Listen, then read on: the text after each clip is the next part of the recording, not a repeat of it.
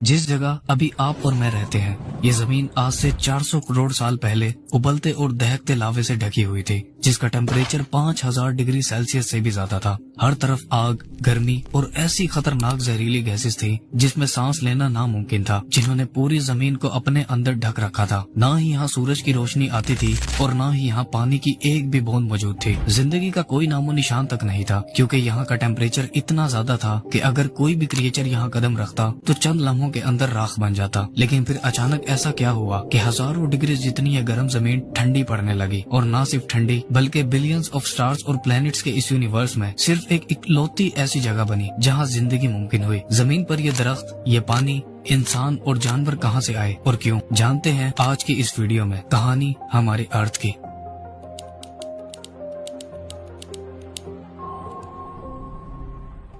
आज से करीब 6.5 बिलियन साल पहले हमारी स्पेस में एक डस्ट और गैसेस से बने क्लाउड और एक स्टार के अलावा और कुछ भी नहीं था। पूरी स्पेस एकदम खाली और खामोश थी। साइंटिस्ट ने इस गैसेस के क्लाउड को सोलर नेबुला का नाम दिया है। ये क्लाउड मेनली हाइड्रोजन और हीलियम गैसेस से बना हुआ था, जो यूनिवर्स में सबसे ज्यादा पाए जाने वाले एलिमेंट्स में से है। इसी क्लाउड में और भी कुछ एलिमेंट्स मौजूद थे, जैसे ऑक्सीजन, कार्बन, नाइट्रोजन और सिलिकॉन, जिनसे हमारे सोलर सिस्टम के ज्यादातर प्लैनेट्स बने हैं। ये बादल करोड़ों सालों तक ऐसे ही स्पेस की खामोशी में 100 लाइट ईयर्स तक फैला हुआ था। यानी लाइट को इसके स्टार्टिंग पॉइंट से एंडिंग पॉइंट तक पहुंचने में पूरे 100 साल लग जाते। लेकिन एक दिन इसके पास मौजूद उस स्टार में, जिसका हमने अभी जिक्र किया, एक बहुत बड़ा धमाका हुआ, जिसे साइंटिस्ट सुपरनोवा एक्सप्लोजन कहते हैं। ये धमाका इतना ज्यादा भयानक और इंटेंस था कि इसके फटने से उस क्लाउड के अंदर की सारी गैसेस, डस्ट और सारे एलिमेंट्स बड़ी ही तेजी से कंप्रेस होने लगे, जिसके नतीजे में ये अपने सेंटर की तरफ कोलैप्स होने लगा। इस कंप्रेशन के दौरान ये क्लाउड बड़ी ही तेजी से घूमने लगा। जैसे जैसे ये कंप्रेस होता गया, वैसे वैसे ये एक रोटेटिंग डिस्क में बदलता गया। इस प्रोसेस को सोलर नेबुला हाइपोथेसिस कहते हैं। इस रोटेटिंग डिस्क के सेंटर में एक न्यूक्लियर फिजन रिएक्शन होने लगा, जिसका टेम्परेचर 15 मिलियन डिग्री